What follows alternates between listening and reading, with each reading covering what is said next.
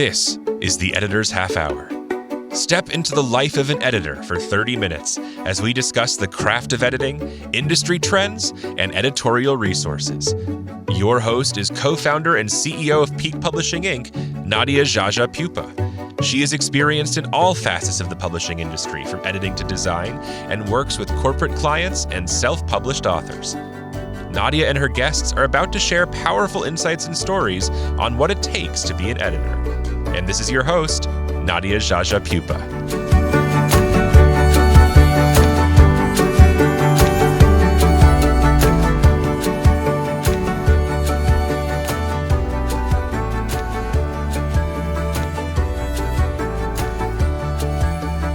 Welcome, listeners, to the Editor's Half Hour. We have an interesting episode today. I have Rebecca Scharpf. Did I say that right, Rebecca? Yes, you did. Scharpf. It throws me off because she's got a C in there, so I want to, pronounce it differently, but thank you. Rebecca is awesome. We met on Instagram. Rebecca posts the best stuff on there. We started to connect on Instagram. We would message each other back and forth. I always repost her stuff because it's hilarious, but not just hilarious. You also post some great stuff that's informational for potential clients. So we just had a really great connection, and then we finally got to meet one-on-one, which was amazing. But today we're going to talk about working with neurodivergent clients. So Rebecca, thank you for being here today. Please introduce yourself. Tell our listeners what you do, what you're working on. Tell us everything. Yeah, so as you said, my name's Rebecca Scharpf. The last name is German. That's why it's kind of funky. And I work as a book editor and an author coach with indie authors who are writing fiction, so primarily fantasy, sci-fi, and romance with a little bit of mystery sometimes as well. And I specialize in working with authors who are queer and neurodivergent, which is what we'll be talking about. And now neurodivergence is a very broad umbrella. There's a lot of things under there. Mainly my clients have either ADHD or autism or both. Some of them have had OCD or Tourette's syndrome, which also is under that umbrella. And then there's a bunch of others. So my experience is mainly with ADHD and autism, which is also what I have. So I think that uniquely positions me to help authors who have ADHD and autism and to work with them because I get it. That's awesome. I love that. You get it. You can connect with them on a different level than somebody who maybe doesn't have or is not neurodivergent. But that's great. So you've kind of encompassed what neurodivergent means. It doesn't just mean one thing. It can mean several things. Yes. And, there's so much about it and that surround it that make it feel like we can't talk about it. But I feel like the more we talk about it, the better it is for the general public. And so in our editorial world, it's even more intimate because you're working with clients who are authors, and the authors put their heart and soul into their books, whether it's fiction or nonfiction. And so that's why I really wanted to talk to you today, because I think you are going to provide a unique perspective for editors and how editors can communicate with clients, because whether or not the editor is neurodivergent, I think that we as editors can figure out ways to communicate better with those clients. And we don't need to know if the client has a specific condition or not. But I think being aware and having that general awareness is really important. So, Yes.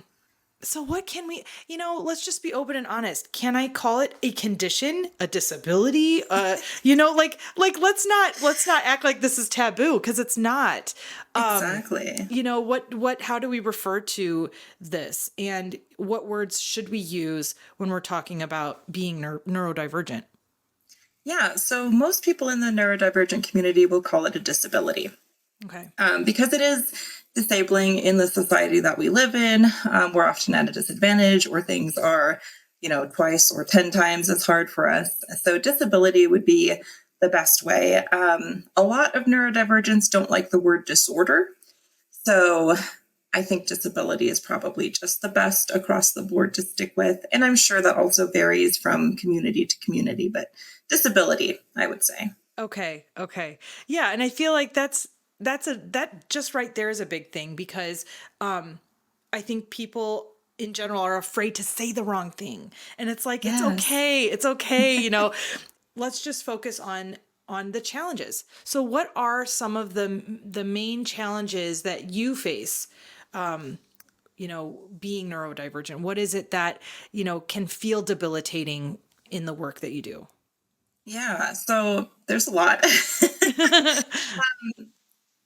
Some of the big things. So I'm ADHD and autistic, but I'm more autistic leaning. So that side kind of affects me more directly. And it's actually very interesting because a lot of people are both autistic and ADHD, even though they're very different. So that kind of is its own little tug of war. So for me, I experience a lot of fatigue. So my energy levels fluctuate a lot. And a lot of that is because a lot of autistic adults were trained to hide their disability from a young age. And that takes so much energy to constantly be monitoring, what you say and how even on social media, am I writing something in a way that someone who's not autistic wouldn't misunderstand it? And so fluctuating energy levels is a big thing. Miscommunications. So I will often understand other neurodivergent people very easily, especially other autistics. Oh, that's cool. But trying to communicate with someone who is more neurotypical can be very difficult because sometimes they might read something into what I'm saying or read something into my tone that's not actually there, or I see. I might be a little bit more direct and it's not intended to be rude. It's just a lot of us like to get to the point. Yes. Yeah. And so I think communication and fatigue are two of the biggest struggles. And those are the two things that as an editor, I try to think a lot. How can I help my clients with these two things? Because they're just so prevalent. Yeah. And so do you feel like the best way to communicate is over the phone, face to face, virtually, or is email better for you? Or do you try to abide by what the client wants? What do you tend to lean toward with communication styles? Yeah. So I offer two different styles, either text based, so like email, or voice message. I don't do phone calls and I don't do video calls except for, very rare circumstances where a client might really need that, and where I feel really comfortable.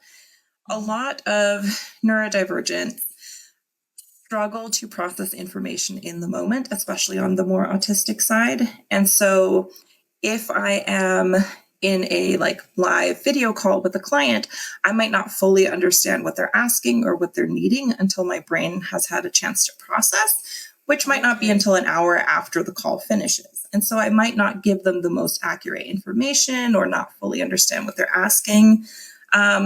Same for phone calls can be tricky. A lot of us Okay. struggle with auditory processing.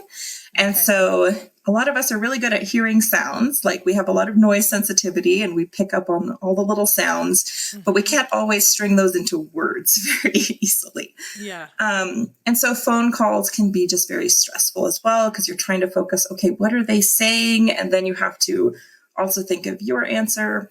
Where something like an email or a voice message, it gives both sides time to process and think, understand what's being communicated, form an answer. And I found that most of my neurodivergent clients, when I tell them I don't do phone calls or video calls, their first response is, well, thank goodness, because I don't want to go near a phone or near a camera. So, That's great. so it works out. And I think that's something that I wish more editors would understand, that not everyone can do or wants to do a discovery call. And so providing other options like email, voice message, and not pushing for discovery calls can be a great way to accommodate more neurodivergent people. Yeah. Yeah, and I love that you are open and honest about the fact that you are neurodivergent. So having that on your Yeah. website attracts those clients too. So are you willing, I guess, to share with the listeners your journey, in being diagnosed? I think that is going to be really important because I'm pretty sure that I am undiagnosed. I'm pretty sure I have ADHD. And I'm picking this up in conversations with other people who have been diagnosed with ADHD. Everything that you just said about these discovery calls and having the phone conversations, it resonates. I completely, I mean, it really resonates in a sense that I do need that hour or maybe several hours later, I'll replay it and I'm like, oh, I should have said this, or now I get what they're saying about, whatever the topics were. Right. Yeah. Yeah. It really hits home. And so I'm like, I gotta, and there's other things too that I've heard. I'm like, I really got to look into this. So, what can you share with listeners about your journey and how you were like, was it when you were young? Were you young? Were you a kid?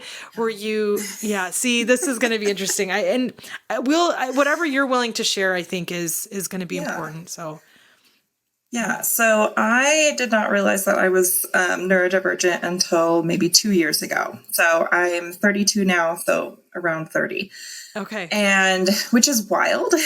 It's wild to finally discover such a big piece of who you are, but it's also really liberating because it's like, okay, now I know what's going on.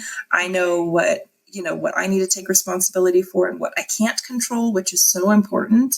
I have language to be able to tell people what I need and what I'm going through rather than just saying, well, I don't know why I'm saying this or why I'm acting this way or why I need this or why I'm crying. Like now I can articulate it. And it's kind of funny because I'm actually an author as well. And I was writing this character who, and this story is still in my drafts. It's not published or anything, but I was writing this character. That's so exciting. Sorry, I had to interject. And I was writing this character who I really wanted to make more raw and authentic than I had seen. And I really related a lot to this character. And I thought, wow, like, I really relate to what this character is going through. I really relate to how this character sees the world. Like this character is me, basically. Oh, I love it. So I finished with the draft. And then that was around the time that on social media, people were talking about autism and ADHD and other neurodivergencies. And I started to wonder and be like, wait a minute, like, why does this sound like me? And then I started to have friends who were diagnosed with ADHD tell me like, hey, you should get checked. And then I finally had a coworker who was both autistic and ADHD lean over to me. She's a friend of mine. And she leaned over to me and she was like, hey, I think you're one of us. I think you're also autistic and ADHD. That's so and funny. I started to research it, a lot of research, lots of listening to adults who are autistic, especially on YouTube. There's a lot of books out there. I haven't looked as much into those. So mainly looking on YouTube and just hearing different stories from autistic adults, from adults with ADHD. And then more and more realizing like, wait, this explains a lot. And then I went back to that story I had written. And I looked at the character and I was like, I wrote an autistic character and thought that character was exactly like me. And that was kind of like the light bulb went off. Oh. So yeah, the power of stories, right? Yes. So this is like self-diagnosed. I mean, really, you just in your community and your surrounding, you're picking up on things. I mean, I feel like that's where I'm headed is, I'm hearing things and I'm like, that is exactly how I feel. And that's exactly, how I react to the same thing. And so it's really great to hear about this stuff because it may not be as obvious. And I think that's the ticket there is it doesn't have to, it's not going to hit you over the head, but the more that you explore and the more that you read and interact with other people, you're like, yeah, I'm different in a certain way. And that's a good thing. That's a good thing. Exactly. I mean, it's a good thing to find those things in yourself, right? Yes, absolutely. And then it just helps you to better communicate with others. And so getting back to our editorial world, the editing community, what we do day in and day out requires intense focus. And so tell us about this. So what is your day like? Are you very structured? Do you have days? What are days like when you're struggling, whether it's with fatigue or remaining focused on the deep editing? Because copy editing is not easy on the eyes. It's tough on your body, even though you're sitting or standing. 'Cause I have a standing desk too. Nice. But yeah, but I mean, it just the mental load that you're taking in anybody, whether you're neurodivergent or not, there's a lot that you're taking in and processing while you're actually copy editing. So tell us about you. Tell us about how you work and like a daily schedule would be like for you, day in the life. Yeah. So it's interesting you say that because the autistic side of me needs structure and the ADHD side of me doesn't really like it. So again, it's kind of like structure with room for flexibility is how I like to think of it. Okay. So I will normally try to get a certain amount of work done on whatever project I'm working on per day. Normally it'll be in the morning, but sometimes, my dogs are acting up in the morning or I'm just having a slow start. So maybe I'll work in the afternoon. Focus is difficult. So I've noticed that there are days where I'm super focused and I can just fly through. And on those days, I try to get more work done because I know that the next day I might have zero focus and it might just be like pulling teeth. Yeah. And so it's kind of like playing into your energy. If I have more energy, do more work so that I can do less work on the days where I have less energy. Because you don't want to burn yourself out either, but doing a little bit more work and then doing a little bit less work. Staying focused can be tricky. Sometimes I have to almost like bribe myself and say, okay, if you finish, editing this chapter, then you get a candy or you get to watch this YouTube thing and it's not so much a bribe as it's just acknowledging that sometimes with ADHD, it's hard to focus. So if you can focus, then, good on you. Like you deserve a little something because that's not easy. And so just acknowledging that. But the biggest thing and what I love about being an editor and working from home is that I get to work around what my brain is doing. So if I'm more fatigued, rest more. If I'm really scattered in the morning, take the morning off. Maybe in the afternoon, I'm more focused and I work then. So that would be my biggest advice to other editors as well is if your routine is so strict that you feel like it's almost hindering you, like put some little flexibility to work with what your body and your brain is telling you. Everything you said is so inspiring, especially for editors who may be full-time staffers and they're looking at your lifestyle as very, it's so luxurious because you're your own boss. You run your own company and you took that leap and became a freelancer. So if there's any listeners that are, out there listening to Rebecca's story and you're on the fence about whether or not you want to become a freelancer, this is inspiring to hear about Rebecca's lifestyle where you get to call all the shots. You're the boss, you're your own boss. And what a beautiful thing to do to be able to, hey, I'm going to just take the morning off and go walk with the dog, go outside, get some fresh air because I'm just not feeling it, and that goes for anybody. Exactly. That goes for anybody. Right. So getting back into, being neurodivergent, I looked up things online and I saw things like neurodivergent affirming. What are things that we can do for clients? Now I'm flipping it back to the client. That could be without overtly intentional, just neurodivergent affirming so that the clients can feel that they're in a safe space. Because like I said earlier, it's really none of our business about what people struggle with internally. But I think it is our business to make that safe space for our clients. And so what can freelancers or just anybody in the workforce who are doing editorial work, what can we do to make that space safe for clients or other coworkers and things like that?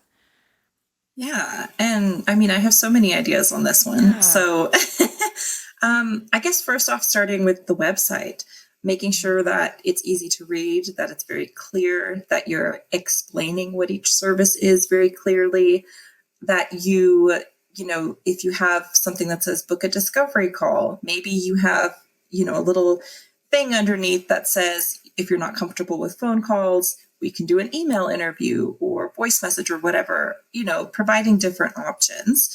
Okay. A lot of, especially autistic people, love to have all their information up front. Okay. So if it's possible to put specific prices on the website, that helps a lot.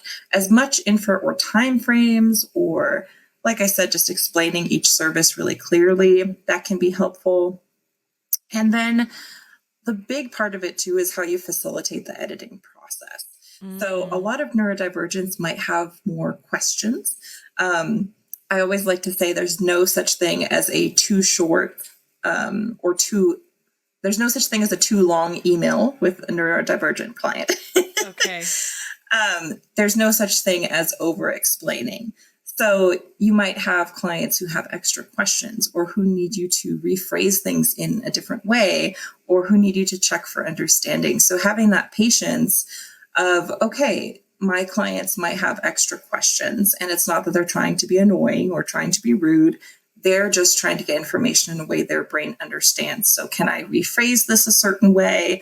Can I check in with them and, ask questions and make sure that they're understanding? And then going through the editing process. So once you start editing, I have found that my clients really like getting lots of updates on their edits. So I know some, okay. Yes. Okay. So I know some editors will only do an update like in the middle of a project, maybe once a week.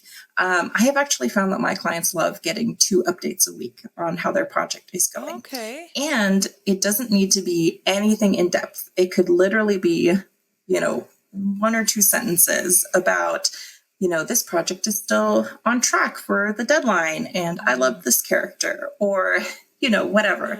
Yeah. But especially with autistic clients, they love to know what's going on at all times and have as much information as possible. And for ADHD clients who might struggle with time blindness, it's also helpful to remind them of okay, the deadline is coming up for your payment or to finish the project. And so I found that either way, frequent communication has been something that's been really appreciated from clients. Okay. So yeah, so I'll do 2 updates. Yeah. I love this. And this is a great idea, because I think this is great for editors to think about asking the clients from the get-go. How many updates would you like? Would you like to be updated? Maybe they don't. Yes. But that's a great thing, because I never ask them that. I never ask my clients, do you want an update in, I guess what I say is, if we have any questions, we'll reach out. But because the copy editing, the copy editing process, once it goes, you kind of have to get through the whole thing before you ask questions. Yeah. And so it's one of those things where, if they want an update, they either have to ask, but I think asking the client first, and how often do you want those updates, is great. It's a great idea. Yeah. So you mentioned something, you said time blindness. Is that what you said? Yeah. So a lot of people with ADHD struggle with time blindness, which means that they tend to not be as aware of time. And so, for example, we've all heard of that person who's like, oh, I'll be at this party at 7, and then they show up at 8 because they thought they had more time and they didn't. And so time is kind of this nebulous concept. And so it can be helpful to have those frequent updates so that a client remembers, oh yeah, I have a payment coming up. Oh yeah, I have 2 more days for this payment. Or, oh yeah, I'm supposed to get my project back on this date, or checking in, like I always check in 2 weeks before a project starts and just say, hey, just checking in. I know we're about to start on this date. And that way, again, just little reminders, because a lot of people with ADHD might not lock on to certain dates as much as maybe an autistic person would. Like the more autistic side of me, I love dates. I love Yes. I'm very particular with time, but I know a lot of people who lean more ADHD really struggle with time and deadlines and dates. So having those little reminders and just frequent communication, I think is helpful. Okay. I think that sounds great. And you're inspiring me to think about a lot of different things on how I meet with the clients from the beginning and to the end. And I'm all about communication, and I can I'm comfortable communicating on whether it's a phone call, virtual. Mainly it is virtual on Zoom, but do you have so it's making me think about this. Do you have like an intake form or some sort of sheet that you provide the clients that get into the details on maybe the types or levels of editing? Do you have like a price sheet or an intake form? I mean, what is that process like when a client finds you, connects with you, and then wants to work with you? What's that like? Yeah, so I have all the information on my website as far as pricing, what each service entails. And then I do have a short intake sheet with just, genre, word count, what type of service. And then it's actually in the email communication that will normally dig deeper. So depending on the client and how our communication is going, I will tend to pick up on, okay, maybe I should explain this service a little bit more in depth. Or, it gives you a really good opportunity in that email or, even in a video call or phone call to really pick up on, okay, what questions does this client have? What are some things and also reminding your client. So sometimes I'll have clients come to me and they'll say, oh, I want a line edit. And I'll say, okay, let's schedule a sample. And then I'll say, and here's what a line edit entails. And then they'll say, oh, that's not what I was actually looking for. So again, just checking for understanding. Okay. And I like that you're talking about the process, because I definitely see it as it's like half editing and half process. And another big thing with the communication actually for me comes at the end of a project. And so a lot of neurodivergent clients struggle with what's called RSD, so rejection sensitivity dysphoria, which means that a lot of neurodivergents are extra sensitive to any perceived criticism or rejection. And it's coming, unfortunately, because a lot of them were bullied or abused growing up. And so any sort of critique can make them feel insecure or bring up those feelings of shame. So it's not just that they're overly sensitive, it's coming from an actual life experience. But I found that it's really helpful for my clients to really emphasize what they're doing well, because they're very hard on themselves. Yeah. And so I actually recently launched an editing self-care guide. And so now when I return edits, I also send a little 2-page editing self-care guide. And the first page is all like different tips on how to deal with imposter syndrome that might come up, what a normal edit looks like, kind of preparing them. And then the second page is just a list of things that they did really well. And so when that, if that imposter syndrome or that RSD triggers, they can go back and read that page and be reminded, okay, I am a good writer. This is why I'm doing this. I'm not being rejected or critiqued. Yeah. And that also bleeds into how we as editors phrase our comments, phrase our editorial letters, just knowing that these clients are often very, very hard on themselves. So we kind of have to be the cheerleader as well as the editor. Oh, that's amazing. And so you have probably a template, but then you would adjust it for each client. Is that right? Correct. Yes. Okay. That's a genius idea. Fabulous idea. I mean, I think that goes a long way for working with any type of client, because you're showing that you put in the care I mean, most editors do send like that letter, but I think what you're doing is even deeper than that, by empowering them. And I love that you called it. Can you tell me what you call it again? Editor self-care Yeah, or editing self-care guide. editing self-care guide for the client. And I Yes, think that's yes. so great. So what do we not do? What do we not say? I mean, what are things that would be considered inappropriate or offensive that, somebody out there who's naive, I hope that, this is making us less naive by even having this podcast. But that's the whole point I'm trying to make is what if I said something that just came off as completely insensitive and I didn't mean it to?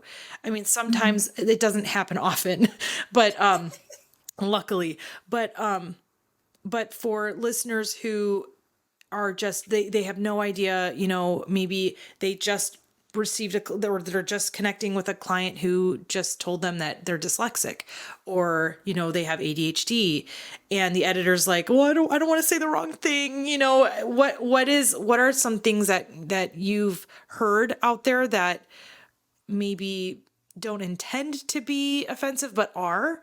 I think it's a little uncomfortable to talk about, but I'd love to hear your thoughts on this. Yeah. And I mean, I don't know there's specific things. It's more how you approach the client. So Okay. my biggest advice is that if a client is upfront telling you like, hey, I have dyslexia, or hey, I have ADHD, if they're upfront giving you that information, asking, hey, so you mentioned that you have ADHD. Is there anything I can do to better accommodate this process or facilitate this process? Then you're giving them kind of an opening to communicate what they need or what they're worried about. The big thing would be, again, not to jump to conclusions, especially with a lot of autistic individuals. They can come across as direct or rude when they're really not meaning to. So as an editor, just being careful that you're not reading things into, like reading tone into, like if someone's being nasty, you'll know. Yeah. Like it will be overt and it'll be, something you can pick up on. But if someone's just seeming a little bit short, it could just be that they're just jumping right to the point. I see. Like I said, being patient with questions instead of getting short or snappy. And then, unfortunately, I have seen some editors that will give very negative, very harsh feedback to the point where the author is about to delete their whole manuscript and give up writing. And unfortunately, I think that this is an issue outside of just neurodivergent, that some editors just, have not learned that skill. But I think just in general, as an editor, learning how to communicate, how do I communicate effectively and kindly through email, through talking, through comments, just taking time to really learn about communication, I think would benefit any editor. And then asking if there's anything you can do to help facilitate the process. I love it. I feel like it's really taking a critical eye on the customer service side of things and, making the entire process, fun. Because it sounds like you're making it more fun and you're making it more communicative. There's a lot of checkpoints or, checking in status, what is the status on the manuscript, copy editing, all of that stuff. So really keeping those lines of communication open and primarily through email. I mean, it's kind of like what we're already doing right now with our clients, but I think you're taking it the next step with a neurodivergent client when you're asking them, how often would you like these updates? Or, encouraging them in their writing process by giving them that beautiful, nice letter. I love that. I'm totally going to use this. And if you're willing to share with listeners, I think they will just eat it up. They're going to want to see your letter, this self-care. I mean, it's such an important thing. So we need to wrap it up, and I don't want to because I want to keep talking to you, but, let's talk about a client success story. I think that is, I'm dying to hear because I know that you have a lot. But I'd love to hear a story where, maybe there were some bumps in the road, but that you came out on top and the client was happy. Let's end on a positive note, because I don't want to end on a negative note. I want to hear a great story that you can share about not just client success, but your success as well. Yeah, I think it's more than just one story. So I have a lot of authors who come to me because they've had a bad experience. And a lot of them are neurodivergent, and a lot of them have had bad experiences. Either they've been taken advantage of by an editor, which unfortunately it is very common for people to take advantage of neurodivergent individuals. So they've either been taken advantage of, misled, had a really harsh critique.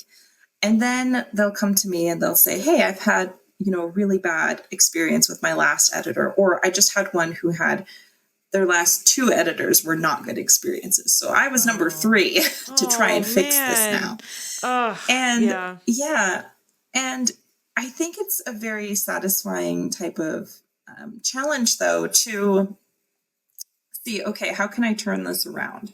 How can I really amplify? And I think that's my reminder that this isn't just about editing. This is also about the experience of editing that the client walks through. And so making sure to hold space for these clients. A lot of them need to vent. A lot of them need to, they're very nervous. And so they might ask us extra questions, or need extra updates, or need extra things, or, have to work through some of their own anxieties. And being able to make neurodivergent clients feel seen, feel safe, feel heard. And then these clients typically go on to book 2, 3, sometimes 5 books in advance based on that one positive experience. And I will say that these clients are just an absolute pleasure to work with. So for any editor who is on the fence, these clients care for me as much as I care for them. If I'm going through anything, they will say, you know what, take all the time you need. Sometimes they'll message me and they'll be like, did you drink your water today? Oh my gosh, I love that. They're so sweet. That's so great. Yeah. So I think that's the positive, is that you can turn that around for someone just by having empathy and listening and having patience and asking what someone needs. You can absolutely turn that whole experience. You can save an author's career by doing that. Oh my gosh. And they will take care of you in return, so well.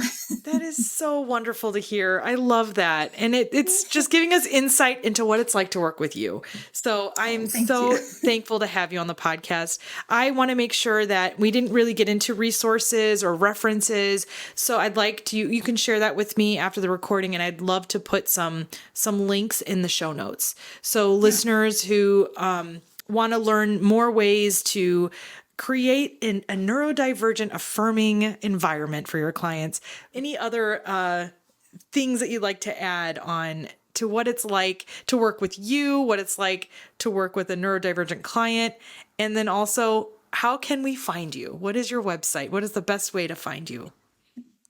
Yeah, so I think the biggest thing I want to say is that all of the things we've talked about today is going to help any client and any editor. So it's not just for, beneficial for the neurodivergent community. There's literally no excuse to not be thinking about your clients and their needs and how you can level up your game. Improving your communication is going to help you, whether your client is neurodivergent or not. Being more empathetic is going to help you. So there's, it's beneficial for everybody. And so, I would encourage everyone to look into ways that they can accommodate more different types of people, listen to stories from that community.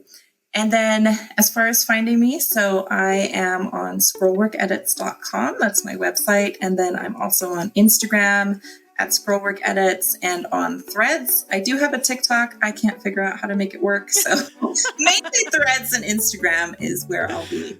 And I'm always happy to chat and answer more questions and all that. I love it. Well, there you have it, listeners. Go to scrollworkedits.com and find Rebecca on Instagram. You won't regret it. I love seeing her posts. She's got some wonderful posts that are informational, some hilarious memes. I mean, it's a party. So find her on Instagram. Thank you again, Rebecca, for your time. This was such a wonderful recording, and I'm really excited to share this with the world. So thank you so much. Thank you for having me. Hey, listeners, I have some exciting news to share. I have officially launched the affirmation cards for editors. Some of you may have heard about them. You've probably seen them on my Instagram page. I've talked about it on previous podcast episodes, but now they are officially here, and I am so excited to share them with you. I am holding up the box right now for the video version of the podcast. For the audio version, I'll explain to you what they look like. It's a little box, blue and green gradients with some editorial marks and some gold foil stamp on the cover, and it's just so beautiful, and it's designed by Caitlin on the Peak Publishing team. It's got a magnetic closure, and it's full of wonderful affirmations. Some background about how I made these and how I was inspired to do this was a few years ago, a friend was using affirmation cards for her life, her lifestyle. And I thought, I want to get some. But then I thought, well, I really want to get some for editors. Let me see if they exist. And lo and behold, they do not exist. And then I sparked an idea to actually create them. So these are officially the first ever affirmation cards for editors. I've set aside 3 affirmations that I'd like to read to you. And hopefully they inspire you and ignite a sense of positivity in your life. The first one says, I am a skilled and meticulous copy editor. You need to tell yourself this, remind yourself that you are skilled. You are meticulous in the way that you edit. Another one I have, is just also my second favorite, is I am committed to delivering polished manuscripts. That's our job. You're committed to this. This is what you do. It gives me that motivation as I'm editing. Last one here is my attention to detail is unmatched. Holding it up now so you can see it.